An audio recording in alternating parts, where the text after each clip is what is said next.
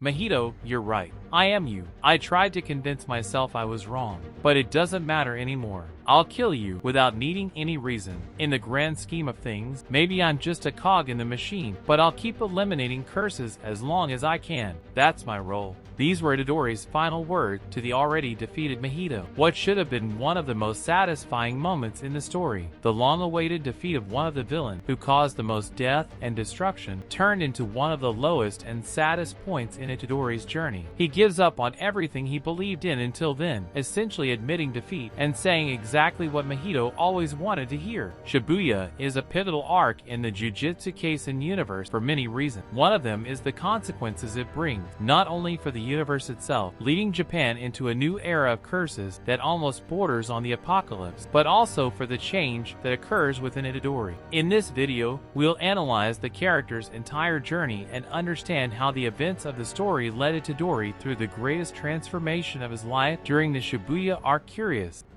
Unlike Megumi and Gojo, who grew up in the world of sorcery, Itadori had a normal life and developed morally like any ordinary person. For him, concepts like killing and dying were distant from his reality. He is extremely idealistic about justice and saving others. This difference is clear in the early arc, where his values are constantly challenged by other characters who understand that his ideology doesn't fit the reality of the world he's entering. At first, Itadori was driven by his grandfather's last request, which was to use his strength to help people. He concluded that his goal was to provide a dignified death for those close to him, since he couldn't prevent their death. Yuji's first ideological clash happens with Principal Yaga during his interview to be admitted to Jujutsu High. Yaga quickly makes Yuji realize that he couldn't be a sorcerer if he was driven by his grandfather's last word. Yaga explains that a sorcerer risks their life daily, and that someone involved in this because of someone else's request might end up cursing those people unintentionally.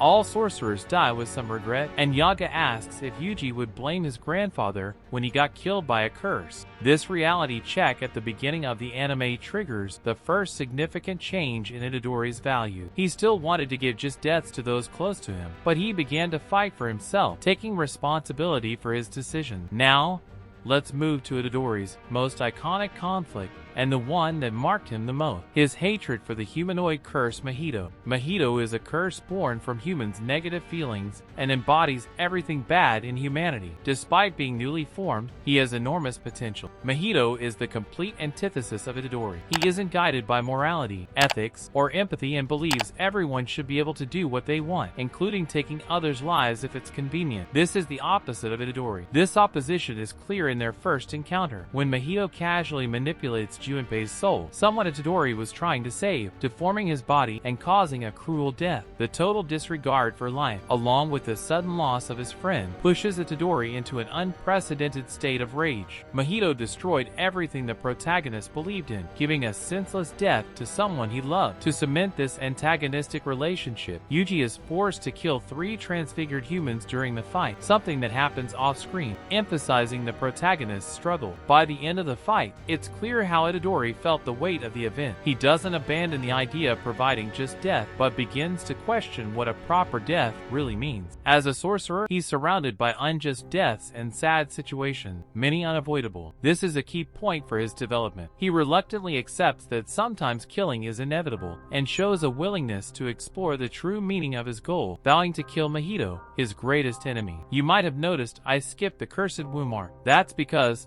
although the philosophical conflict between Itadori and Fushiguro is useful to illustrate Itadori's moral stance, it doesn't have major consequences for him, serving more for Fushiguro's development. But back to the main topic, before we get to the Shibuya incident arc where Itadori truly becomes the protagonist we know in the manga, it's worth briefly mentioning his reaction to the death of Eso, the Cursed Womb. This event doesn't provoke significant philosophical changes in Itadori, but it's interesting to note how he, despite everything, feels empathy for the cursed womb who cried for his brother's death. This doesn't stop him from doing what needs to be done, but it's clear that he is a kind-hearted and empathetic person. He accepts these tragedies for the greater good but still feels their weight on his soul. Understanding this characteristic of the character is crucial to grasp the emotional depth of the events in the Shibuya incident. Now, let's talk about the impact of the grandest arc so far in Jujutsu Kaisen, the Shibuya incident. Itadori begins his journey alongside Mei Mei Mei and her brother Ui, but they soon part ways after some fights. Reunited, and knowing about Gojo's sealing, Itadori joins the reinforcements arriving in Shibuya, like Nobara and Nanami. After organizing themselves, Itadori and Fushiguro are tasked with eliminating the barriers surrounding central Shibuya. After a duo fight, they separate, and Itadori heads toward the station where Gojo was sealed. On the way, he encounters Choso, the eldest brother of Eso and Kechizu, who were killed by Itadori and Nobara at the end of the first season. While I'm not focusing on the fights and powers in this video, this fight deserves some comments. The battles in Jujutsu Kaisen are known for being very good and coherent, but this one stands out. It takes place in the Shibuya Underground, in the subway network. Itadori faces Choso, a blood manipulation user who is versatile and can fight at long, medium, and close range. This forces Itadori to use the environment to his advantage, dodging, taking cover, or using Mekamaru's strategy,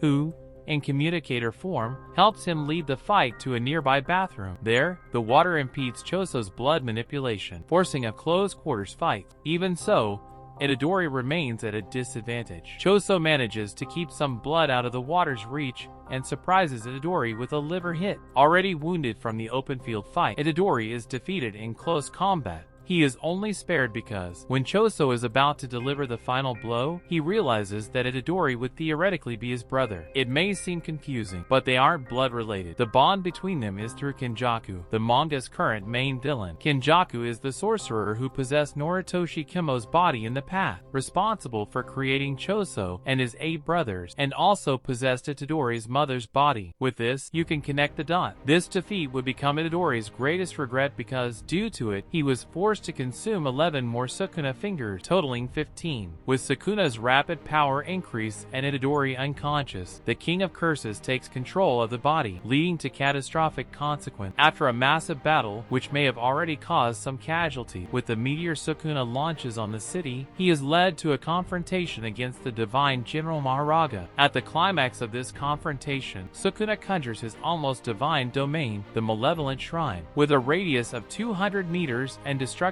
capabilities greater than a natural disaster. Everything within the effect range is successively cut until reduced to dust, be it people, buildings, or cursed energy. The result is a 2,000-meter radius circle in the center of one of Japan's largest commercial centers, completely destroyed. All the thousands of people gathered and saved by Inumaki were killed without even knowing what happened, and Inumaki himself lost an arm and was gravely injured. After all this, Sukuna makes sure to show Itadori what he caused, completely breaking him and making him wish for death and cry. The only thing moving him at that desperate moment is the certainty that if he were executed there, he wouldn't be more than a murderer. Itadori's body was used to cause thousands of unjust deaths without any purpose, just by the King of Curses' whim. It's hard to think of something that would destroy him more internally, knowing the character, but unfortunately, his suffering was far from over. Descending again into the city's underground, Itadori finds the worst possible scenario. Mahito touching the almost dead Kento Nanami's chest with his palm. Nanami had fought against Dagon, the sea-themed disaster curse, along with Nobito, the Zenin clan leader, and Maki. He was surprised by a lava attack from Jogo. Using his last strength to stay standing, he still managed to kill dozens of transfigured humans. Before being finished off by Mahito, all he could do was tell Itadori, "It's up to you now." This reignites and amplifies all of Itadori's hatred for Mahito, and they start fighting.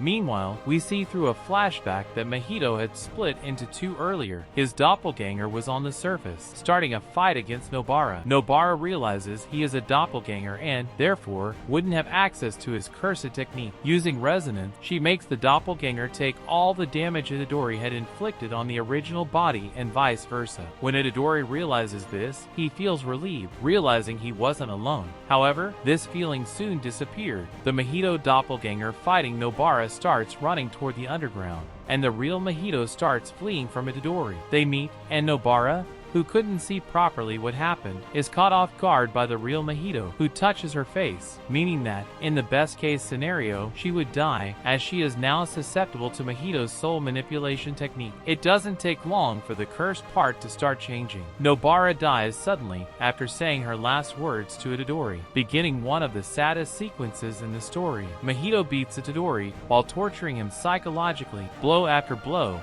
including a black flash. Itadori no longer reacts. Defeated by Choso, Sukuna's massacre, Nanami's death, and now Nobara's death, the protagonist's sanity was completely shattered. He had failed in everything, just deaths, saving people. There was no more reason to fight. Mahito says something crucial. Itadori would never win if he didn't realize they were the same. When Itadori was about to receive the final blow, Mahito suddenly disappeared. All Itadori arrives at the last moment, pulling Itadori from the pit of guilt he was sinking into. In all Itadori's characteristic style, the Grade 1 shaman starts a speech that would forever change Itadori's worldview. He says Jujutsu shamans shouldn't limit their perspectives to notions of sins or punishment, nor always seek meaning or logic in death. They must keep moving for those who have already gone and for what was entrusted to them. This is the burden given to those who choose to be shamans. These words didn't eliminate Itadori's pain, but they gave him a reason to stand up and end everything for himself, for Nanami, and for Nobara. Mahito needed to die there. In an epic fight,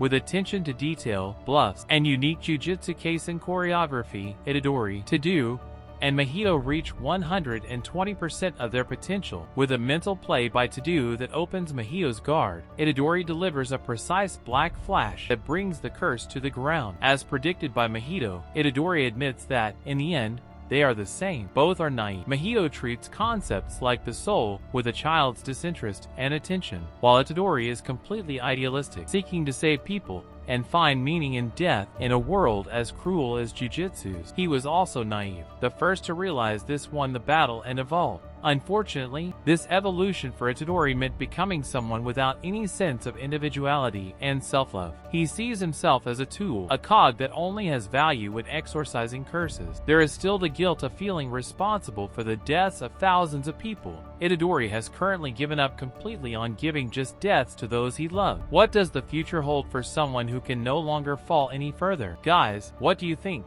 Itadori has really suffered a lot in the short time he's been in the Jujutsu world, but I want to hear from you now. Do you think Itadori will ever return to being that cheerful and hopeful boy he once was? Leave your thought in the comments, and don't forget to subscribe with notifications on so you don't miss any videos here on the channel. With that said, see you in the next video.